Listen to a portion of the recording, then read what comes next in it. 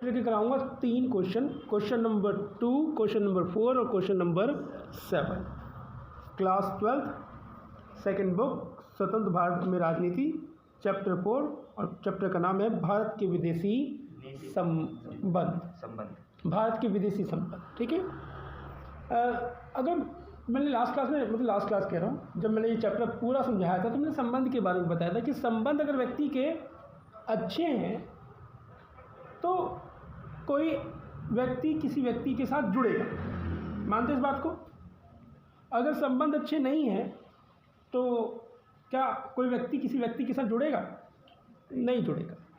तो जैसे आप लोग अपने संबंध बनाते हो, यार दोस्त बनाते हो कि आपके साथ वो खड़ा रहे, आपकी मुसीबत पे खड़ा रहे, आपकी खुशी में वो शामिल हो, और अगर आपको ज़रूरत पड़े तो आप उससे सहायता ले सकते हो। तो उसी तरीके से एक राष्ट्र को भी अपने अच्छे संबंध बनाने चाहिए अन्य देशों के साथ। अब यहाँ पे ये बात आ जाती है कि क्या सभी से संबंध बनाने चाहिए? नहीं। जैसी विचारधारा हमारी है वैसी विचारधारा अन्य देश की भी है, तो हम उसके साथ अपने संबंध स्थापित कर सकते हैं, ठीक है। यानी कि हमारी विचारधारा, हमारी सोच, हमारे काम करने का तरीका अगर किसी दूसरी कंट्री के साथ भी तालमेल खाते हैं तो हम उसके साथ संबंध स्थापित कर सकते हैं। तो मेन मुद्दा इस चैप्टर के अंदर ये है, भारत के विदेशी संबंध किस प्रकार से हैं, ठीक है। अब मैंने क्वेश्चन नंबर 2, क्वेश्चन नंबर 4 और क्वेश्चन नंबर 7 3 क्वेश्चन लिए। प्री बोर्ड को ध्यान में रखते हुए सिर्फ यही 3 क्वेश्चन पहले याद करने हैं, उसके बाद तुम लोग कोई दूसरा क्वेश्चन याद कर सकते हो, वो तुम्हारी मर्जी होगी। मेरे लिए बस ये 3 question, question number 2, question number 4, question number 7। अब मैं वर्ड टू वर्ड, आज छुट्टी में है लड़कियाँ, कोई बात नहीं, पेपर की तैयारी में लगी हुई हैं। क्वेश्चन नंबर 2, नेहरू जी के अनुसार भारत की विदेश नीति के मुख्य उद्देश्य क्या थे और उन्होंने इन उद्देश्यों को किस प्रकार प्राप्त किया?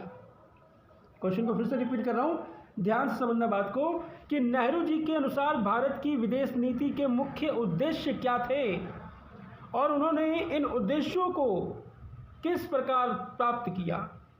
आंसर, भारत के पहले प्रधानमंत्री पंडित जवाहरलाल नेहरू ने विदेश नीति निर्माण में महत्वपूर्ण भूमिका निभाई है।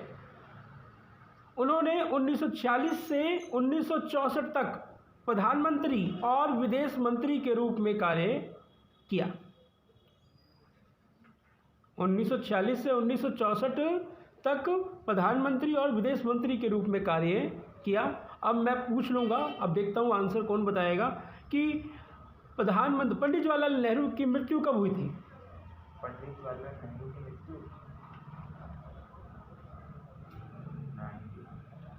अब वही बात है ना, प्री बोर्ड 23 को पेपर है पोल साइंस का और 29 को हिस्ट्री का, हो गया ना। देखो मैं पहले बता रहा हूँ, याद रखना, कॉन्फिडेंस बहुत अच्छी बात, लेकिन ओवर कॉन्फिडेंस ना एक व्यक्ति को ले डूबता है। हम क्या कहते हैं, यार भारत के विदेशी संबंधी तो हैं, कर लेंगे, क्या कर लेंगे। जब लिखने बैठोगे ना तो फिर कर लिया तुमने। इसलिए ये 3 महीने हैं, दिसंबर मानो ख़त्म, जनवरी फरवरी मार्च, ये 3 महीने अगर तुम्हें आता भी है ना फिर भी पढ़ो, रिवीजन करो उसकी, बार बार रिवीजन करो, कि 3 महीने के बाद फिर तुम्हें कोई पूछने वाला नहीं है। कंपटीशन की तैयारी में पूछा जाएगा, फिर उसके बाद कोई पूछने वाला नहीं है इन सब चीज़ों के बारे में। प्राइवेट सेक्टर में चले गए तो कोई एक शब्द नहीं पूछने वाला कि भैया प्रधानमंत्री कौन था प्रथम और कब मृत्यु हुई, अभी आज का प्रधानमंत्री कौन है, यहाँ तक का कोई नहीं पूछेगा। प्राइवेट कंपनी को क्या चाहिए? स्किल। लेकिन गवर्नमेंट जॉब की तैयारी करते हो तो उसमें तुमसे कुछ भी पूछा जा सकता है आपकी किताब के अकॉर्डिंग, ठीक है। 1964 में ही पंडित जवाहरलाल नेहरू का क्या हो गया था? निधन हो गया था, ठीक है। आंसर तुम लोगों के सामने था मगर तुम लोग आंसर नहीं दे पाए। आगे बढ़ते हैं।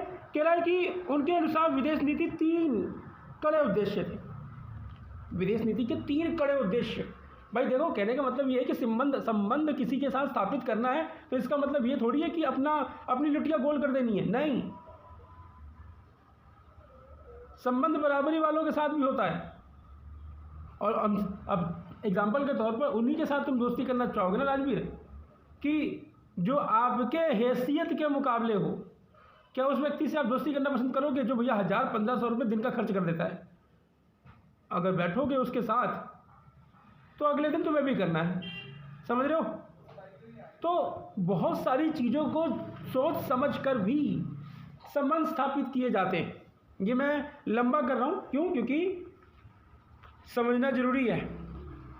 तो आज नहीं आई ये लड़कियाँ, तो ज़्यादा चेक नहीं, उनका गाना नहीं चलेगा, ठीक है? तो तुम लोग समझ लोगे। लास्ट की लाइन फिर से रिपीट करता हूँ। उनके अनुसार विदेश नीति के 3 कड़े उद्देश्य थे। 3 कड़े उद्देश्य।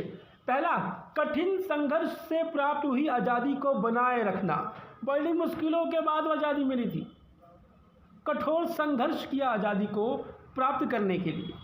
अब ऐसा ना हो कि विदेशी नीति के चक्कर में हम ससुरे फिर से किसी के गुलाम हो जाएं। समझ लो ना?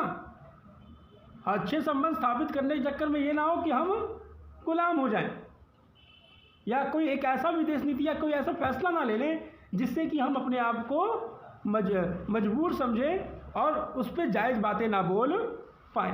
तो पहला ये कड़ा उद्देश्य था कि भैया कड़ी संघर्ष से प्राप्त हुई आज़ादी को बनाए रखना है, खोना नहीं है। दूसरा, क्षेत्रीय अखंडता को बनाए रखना। भाई 1947 की आज़ादी के बाद भारत एक धर्मनिरपेक्ष राज्य है और विभिन्न धर्मों के लोग, भाषा, जाति के लोग भारत के अंदर विद्यमान है। तो इस अखंडता को तोड़ना नहीं है, बनाए रखना है। बात समझ में आई? पक्का? तीसरा, देश का तेजी से आर्थिक विकास करना है। मेन उद्देश्य क्या है?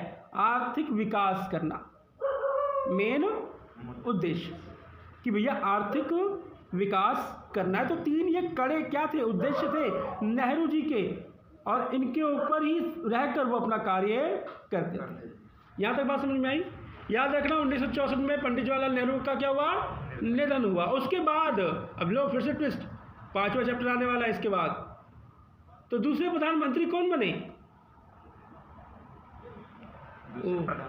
हाँ, दूसरे प्रधानमंत्री पंडित जवाहरलाल नेहरू के गुजरने के बाद दूसरे प्रधानमंत्री कौन बने? राजीव गांधी। वाह बेटा वाह, नहीं, माँ को मरने नहीं दिया उससे पहले राजीव गांधी। ओके, अच्छा, ऐसा फील हो रहा होगा ना कि यह चैप्टर तो क्या है, लड्डा सा चैप्टर है, मगर आगे ना फंस गए ना। प्लीज़ रिक्वेस्ट कर रहा हूँ, ये 3 महीने याद करोगे फिर दीपक कुमार सिन्हा कि भाई कह रहे थे मगर बात नहीं मानी। लाल बहादुर शास्त्री दूसरे प्रधानमंत्री बने। तो बताओ, एक समोसा खिलाऊंगा अगर तीसरा प्रधानमंत्री के बारे में बता दिया तो। इंदिरा गांधी। वाह, क्या बात है, इंदिरा गांधी। अभी देता हूँ ठीक है। तो तीसरी प्रधानमंत्री कौन थी? इंदिरा गांधी। अरे ये क्या हो गया? एक मिनट, ठीक है। अब आ जाओ,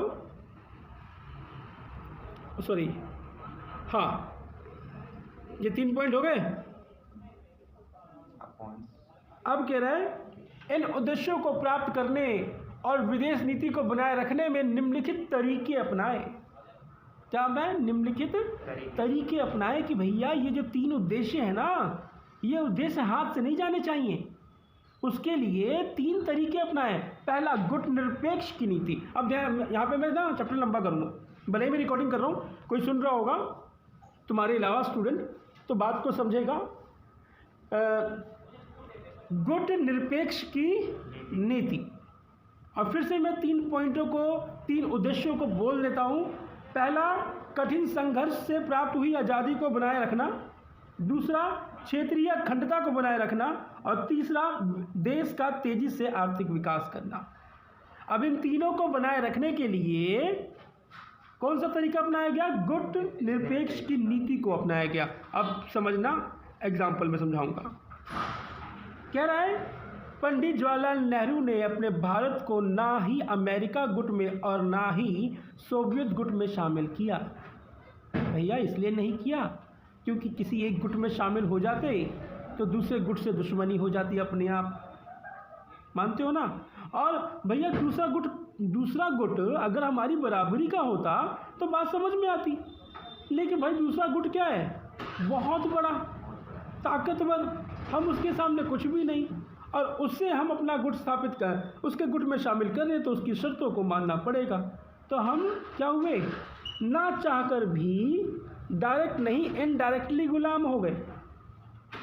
तो भारत ने क्या अपनाया, गुट निरपेक्ष की नीति, जिसमें वो ना ही सोवियत संघ के साथ सोवियत गुट में शामिल हुआ और ना ही अमेरिका के गुट में शामिल हुआ। आगे की लाइन कह रहा है, उन्होंने भारत को सैनिक, सॉरी यहाँ पे क्या गलती है क्या, उन्होंने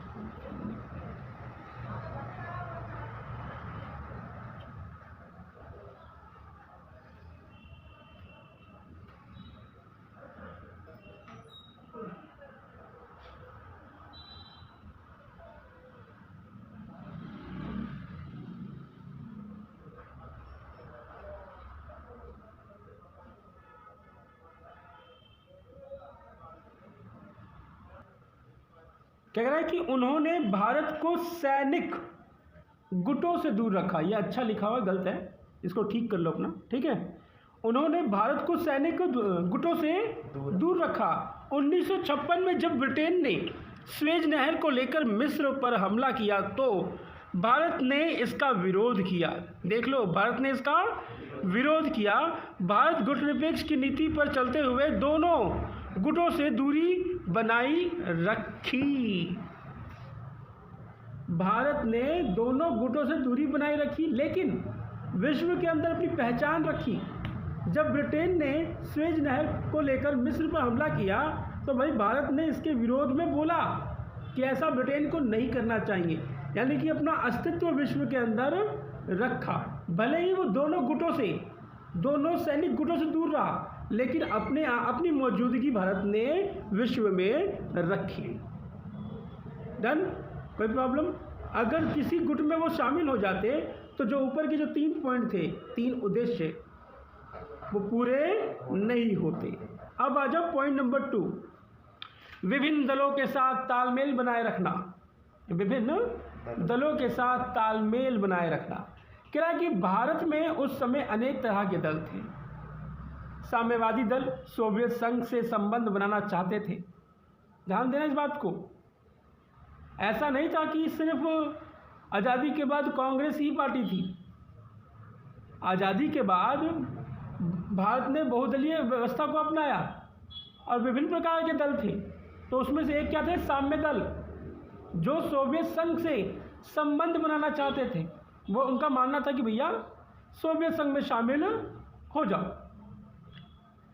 तो भारतीय जनसंघ स्वतंत्र पार्टी आगे अमेरिका से संबंध स्थापित करना चाहते थे। ये लोग कहते थे कि भैया अमेरिका के साथ संबंध स्थापित कर लो। ऐसे में सभी दलों से तालमेल स्थापित करते हुए स्वतंत्र विदेश नीति अपनाई गई कि भैया ऐसा ना हो कि घरे के अंदर फूट पड़ जाए। तालमेल को स्थापित करते हुए स्वतंत्र विदेश नीति को अपनाया गया। अब आ जाओ पॉइंट नंबर 3 पे। पॉइंट नंबर 3, पंचशील का सिद्धांत। भैया हम ना आप में दखल देंगे आपके कामकाजों में, और ना ही आप हमारे कामकाजों में दखल दो। एक्सप्लेन कर रहा हूँ। कह रहा है विश्व शांति के लिए नेहरू जी ने पंचशील का सिद्धांत दिया। 29 अप्रैल 1954 को भारत के प्रधानमंत्री पंडित जवाहरलाल नेहरू तथा चीन के प्रमुख चाओ एन लाई के बीच द्विपक्षीय समझौता हुआ। इसके अंतर्गत 5 सिद्धांत पर बात की गई। 5 सिद्धांत पर बात की गई।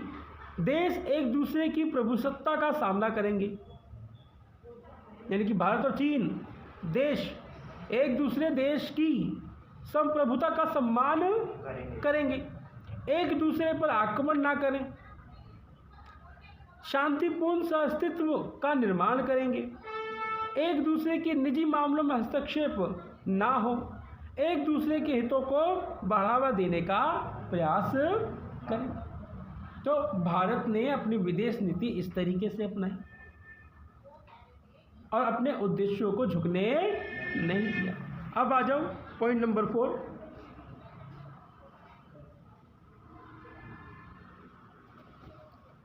पॉइंट नंबर 4 कह रहा है एशिया और अफ्रीका के नव स्वतंत्र देश से संबंध बनाना। फिर से रिपीट कर रहा हूँ, एशिया और अफ्रीका के नव स्वतंत्र देश से संबंध बनाना। कह रहा है कि 1949-50 के दशक में नेहरू जी ने एशिया और अफ्रीका की एकता पर जोर दिया। 1947 में एशिया सम्मेलन का आयोजन किया। 1947 में एशिया सम्मेलन का आयोजन किया।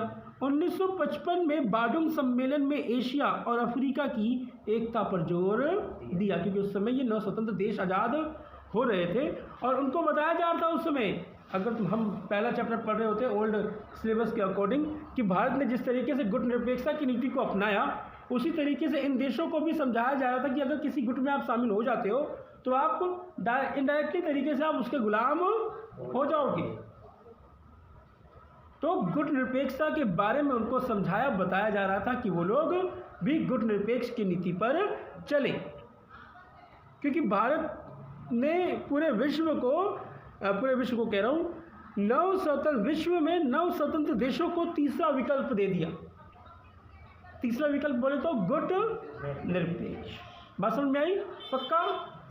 आगे कह रहा निम्नलिखित कारणों से स्पष्ट होता है कि नेहरू जी की विदेश नीति स्वतंत्र थी। पहला पॉइंट, नेहरू जी द्वारा अपनाई गई विदेश नीति एक स्वतंत्र विदेश नीति थी। यह बांडुंग सम्मेलन में क्या होता है? स्पष्ट होता है।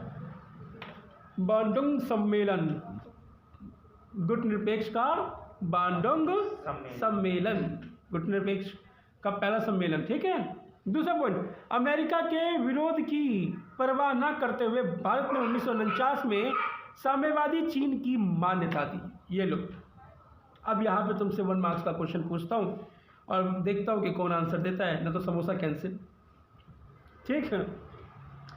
तो अमेरिका के विरोध की परवाह न करते हुए भारत ने 1949 में साम्यवादी चीन को मान्यता दी। साम्यवादी, तो जब चीन में साम्यवाद, चीन आज़ाद हुआ, समझो चीन आज़ाद हुआ और चीन में साम्यवाद की स्थापना हुई, किसने करी? साम्यवाद की स्थापना किसने की? चाओ एन लाइन। यार क्या बात है, तुम्हारा समोसा अभी भी बना हुआ है ठीक है। तो अब देखो, चाओ एन लाइन ने साम्यवादी चीन को भारत ने साम्यवादी चीन को मान्यता दी। भाई 1949 में जब चाओ एन लाइन के नेतृत्व में साम्यवाद की स्थापना की गई तो अमेरिका चीन से नाखुश हो गया, क्योंकि साम्यवादी व्यवस्था कहाँ पे थी? सोवियत संघ में।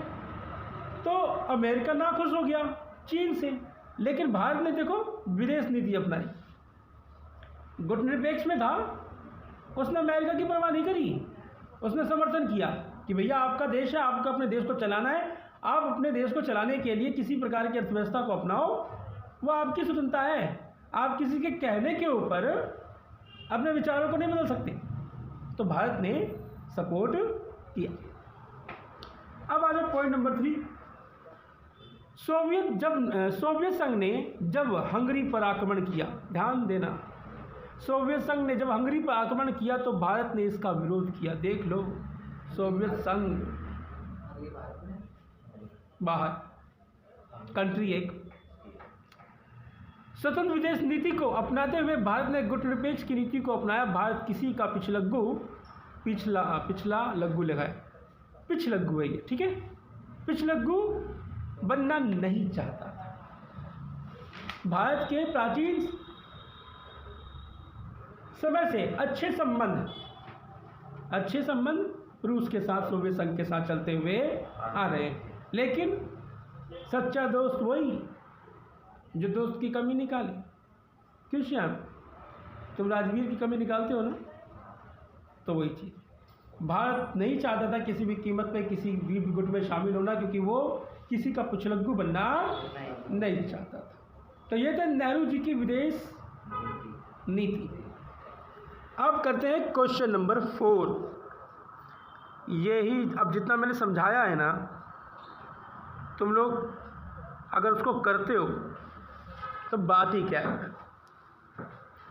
अब आ जाओ, गुट निरपेक्ष सुन रहे हो ना मेरे मुंह से, इसलिए मैंने क्वेश्चन नंबर 4 पिक किया। गुट निरपेक्ष के बारे में और सारी बातें आ जाएगी। पानी पिलाइए ताकि नहीं बहुत है।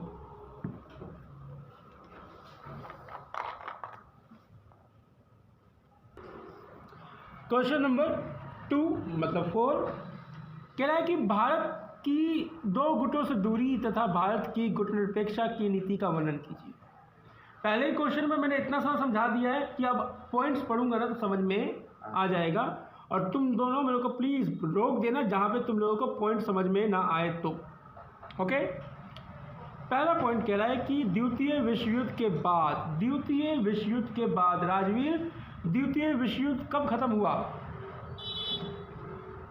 वो समोसा कट जाएगा अगर तेरा आंसर गलत हुआ था। हाँ नहीं, पहले राजवीर को बता दो द्वितीय विश्व युद्ध कब खत्म हुआ। और जो यूट्यूब पे सुन रहा है वो भी कमेंट बॉक्स में लिखे, और वो जान लेगा कि राजवीर फेल हुआ या क्या हुआ। तब तक वो टाइप कर दे, यानी कि ख़त्म। राजवीर सेकेंड वर्ल्ड वॉर ख़त्म मतलब कि बताओ क्या होगा कि कहाँ पढ़ रहा है तू? श्याम तू बता। 1945। देख 1945, यानी कि सिर्फ श्याम ही पढ़ रहा है क्या मेरे पास लड़कों में? तू भी पढ़ रहा है बेटा? भूल गया ना? हाँ भूल। तो कह रहा है कि द्वितीय विश्व युद्ध के बाद जब सारी दुनिया 2 गुटों में बट गई थी, अब 2 गुट तो मालूम है ना, अमेरिका और सोवियत संघ। तो ऐसे में भारत ने दोनों ही गुटों से अलग रहने का फैसला किया और भारत ने गुट निरपेक्ष की नीति अपनाई। समझाने वाली बात तो नहीं है? दूसरा पॉइंट, भारत को आज़ादी मिलने के बाद भारत ने दुनिया के दूसरे देशों के साथ सहयोग का रास्ता अपनाया तथा अन्य उपनिवेश देशों की मुक्ति के लिए प्रयास किया। कोई प्रॉब्लम कि भैया अन्य जो देश है उपनिवेश, उनकी सहायता करी कि उनको मुक्ति मिल सके। ठीक, हैशटैग क्या? भारत के दोनों खेमों से दूरी के कारण क्या थे? क्या कारण थे? किन कारणों के कारण भारत दोनों खेमों से दूर होना रहता था? आज़ाद भारत, पहला पॉइंट, आज़ाद भारत की विदेश नीति में शांतिपूर्ण विश्व का सपना था, इसलिए भारत ने दोनों, अब ये खेलना लिखा है, दोनों खेमों से दूरी बनाई थी। ठीक कर लेना उसे, ठीक है? दोनों खेमों से दूरी बनाई थी। दूसरा पॉइंट, भारत ने अपने आप को नाटो और वार्सा संगठन से क्या रखा? दूर रखा। यहाँ वार्सा पैक्ट लिख लो प्लीज, वार्सा पैक्ट संगठन। तीसरा, भारत ने हमेशा से विभिन्न देशों के बीच समझौता कराने का क्या किया? प्रयास किया। सिंपल था क्वेश्चन, पक्का? अब आ जाओ लास्ट क्वेश्चन इस चैप्टर का, प्री बोर्ड को मद्देनजर रखते हुए, और क्वेश्चन नंबर वो है 7 और इसमें करी है मैंने मेहनत। ये एक क्वेश्चन नहीं है, क्वेश्चन 1 2 3 और ये 4 क्वेश्चन। ठीक है मुर्खुदार, डन? कह रहा है 1 मिनट,